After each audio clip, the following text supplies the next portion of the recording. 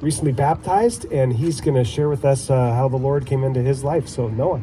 How you doing? I'm Noah. I'm a senior biology major at Point Loma Nazarene University, and I guess I would say my quarter dropped probably 4 years ago, and it was kind of more of a slow conversion. I didn't have a Dan Shaw beating against my vending machine, but it really kind of came through who's my girlfriend, who's my fiance now, and it was just kind of slow questioning as to what I believed and why. I kind of just assumed that God would give good people heaven when they got there, and just I'm a peacemaker. I'm a number 9 Enneagram, if you know that. So, I thought if I didn't make any waves, then it would just be pretty smooth ride into heaven. So she started questioning that, like, okay, where do you get that? Like, is that in the Bible? I was like, oh, I haven't read it, but I'm sure it is. Like, that's just who God would be, So then those questions slowly started to just seep in and make me realize, like, oh, like, I don't really know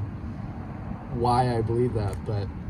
And at the same time, my goal since high school is to go to med school. So, I was volunteering at a church. I was doing computers there. So I was hearing 2 sermons a day, and it just wasn't impacting me. So I was there, and I could hear all this thing, everything. And then it really started to change when I started going to their church, and, words just started to be redefined for me. Like, Jesus Christ had a whole new meaning.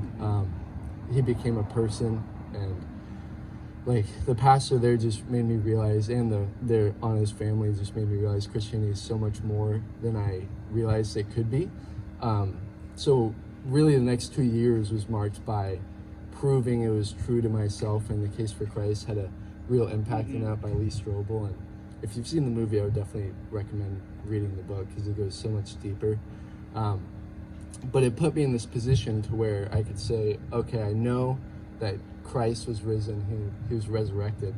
And because I had that one answer, no matter what other question I had about God and things going on in the world, like, I still had to go back and, disprove that he was risen. I just couldn't do that. So it kept propelling me forward and forward. And then, being a science major, going to school, my first class was in evolution. So then that made me question, like, okay, how does this fit in? And can I justify this to non-believers? And just continually proving to myself that, okay, this is true. And then after the first 2 years, it really dove into, I was convinced that it was true. And then I had to say, okay, well, what is it? What does it mean to me?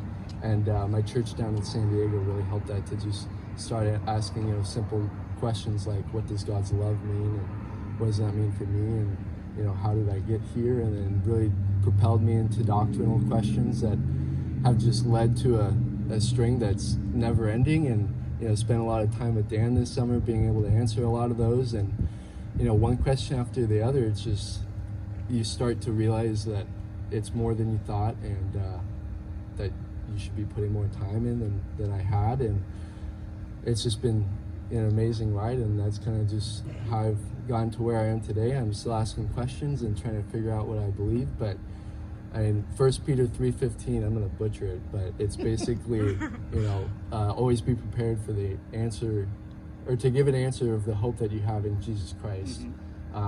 So that's just kind of marked out my journey, and it's led me to where I am today. So yeah, thank you.